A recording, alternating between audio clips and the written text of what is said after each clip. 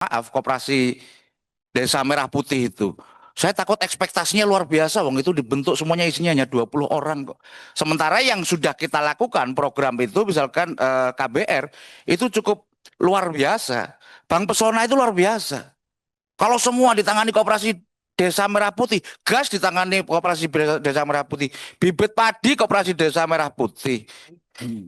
Semuanya nanti Bank Pesona 50 juta, 25 juta kambing, 25 juta untuk tanaman juga diurusi semua sementara isinya 20 orang.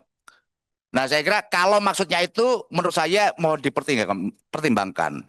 Berikutnya tadi soal kegiatan berbasis masyarakat tahun 2026, tolong yang ini nanti juga peraturan juklaknya yang agak longgar.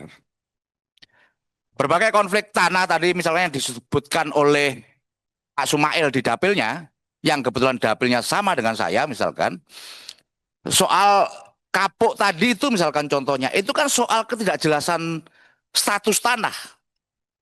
Jadi nanti kalau mau menyelesaikan itu Pak Menteri itu soal sebagai kementerian melibatkan PTP karena itu ex PTP Afdeling Sidomulyo dan juga melibatkan perhutani. Dan mohon izin pimpinan kalau bisa dalam rapat-rapat ke depan perhutani itu juga dilibatkan. Kenapa? Karena banyak sekali kebijakan negara yang membuat rakyat menjadi konflik. Rakyat menjadi pencuri, rakyat menjadi perambah hutan karena hal yang salah. Dulu orang mengenal yang namanya LMDH. Sudah diberi SK oleh perhutani. Mereka membuka lahan. Habis itu tidak berlaku. Berikutnya ada KTH, ada KUPS. Mereka akhirnya dianggap sebagai perambah hutan. Ini yang nggak clear. Nah kalau nanti dipaksakan kita setuju pada anggarannya soal masyarakat berbasis apa? Anggaran berbasis masyarakat itu misalkan kayak Dirjen PS, Bank Pesona dan alat ekonomi produktif, penerima manfaatnya adalah KUPS. Bagaimana bila ternyata faktanya tidak situ, yang lebih membutuhkan orang yang tergabung dalam LMDH, orang yang tergabung dalam KTH. Jadi mohon itu bisa agak longgar. Karena kalau kita mau diskusi soal itu, ini akan jadi panjang. Orangnya sudah berbeda. Nah, itulah pemicu konflik yang saya kira akan bikin pusing kita semua, termasuk DPR yang sudah membentuk pojok penyelesaian konflik agraria. Tapi sambil mengurai itu, saya kira untuk ngawalinya Kementerian Kehutanan bisa mulai. Jadi sekali lagi ke depan kalau bisa kayak perhutani itu juga bisa dilibatkan untuk misalnya ini. Dan terakhir kalau tadi juga soal baluran kebakaran hutan agak sedikit terjadi, tapi menurut saya itu juga bukan karena daun kering yang bergesekan jadi api. Sebagian juga karena sengaja dibakar oleh orang. Kalau dibakar sebetulnya itu para pencuri kayu, anak buahnya Pak Dirjen Gakum lari memadamkan memadamkan kebakaran, kayunya digergaji. Diambil hanya butuh 15 menit untuk satu batang pohon itu tumbang hingga bisa dibawa. Saya mengapresiasi teman-teman baluran yang sudah cukup cekatan, tapi saya kira ke depan ini berarti soal kesejahteraan juga. Bagaimana masyarakat pinggir hutan itu biar sejahtera sehingga tidak ngambil rezeki dari potong-potong pohon. Dan berikutnya, saya juga mengapresiasi karena sudah berhasil banyak ditangkap. Masalahnya adalah batang-batang pohon hasil tangkapan itu selama ini tidak bisa diapa-apain. Karena itu menjadi barang bukti, juga nggak bisa dijual, nggak bisa dipergunakan sebagai hal lain, nggak berani. Akan menjadi barang mubazir. Barang mubazir, membiarkan barang mubazir temannya setan. Jadi hati-hati Pak Menteri Kehutanan, jangan biarkan itu mubazir.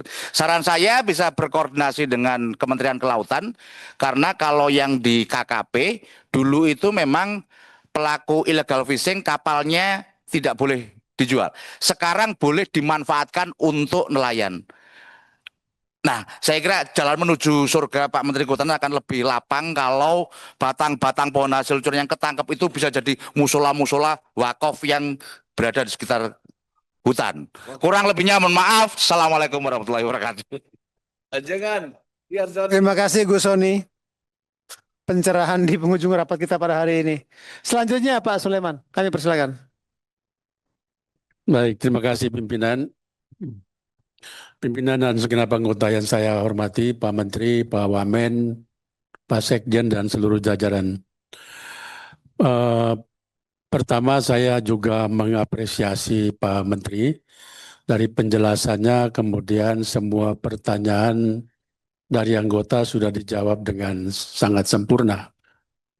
Tapi saya tidak mendengar menyinggung sedikit pun proyek besar yang ada di Papua Selatan, yang juga menjadi programnya Presiden kita, yaitu cetak sawah 1 juta hektar. Tentu ini sudah dimulai, kegiatan sudah mulai di lapangan, dan teman-teman anggota ini pada tanya, apa kira-kira yang bisa kita lakukan dalam rangka tugas Dewan, karena di sana ternyata dari berita yang berkembang, cetak sawah sudah mulai oplas, sudah jalan. Tapi dari kegiatan yang menyangkut kehutanan dan lingkungan di sana, yang juga menyinggung masyarakat adat, ini seluruhnya saya kira kawan-kawan perlu penjelasan. Sekalipun Pak Menteri mohon maaf, saya sedikit tahu, tapi saya tidak tahu sampai mendalam tentang kegiatan itu. Cetak sawah semua anggota ini setuju, karena memang itu program masa citanya Presiden.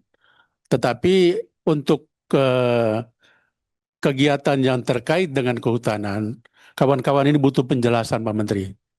Apa yang sudah dilakukan terkait dengan pembukaan lahan 1 juta hektar itu, yang realisasinya kurang lebih kemarin Pak Menteri Pertanian juga menjelaskan sekitar 40-70-an hektar. Nah, itu sudah jalan, dan kemudian terkait dengan keberatan dari masyarakat adat yang sebetulnya butuh solusi, butuh pendekatan dari pemerintah terkait dengan masyarakat. Karena ini proyeknya bukan proyek semusim, tapi proyek jangka panjang. Kawan-kawan menghendaki penjelasan Pak Menteri untuk kesempatan ini. Terima kasih. Assalamualaikum warahmatullahi wabarakatuh.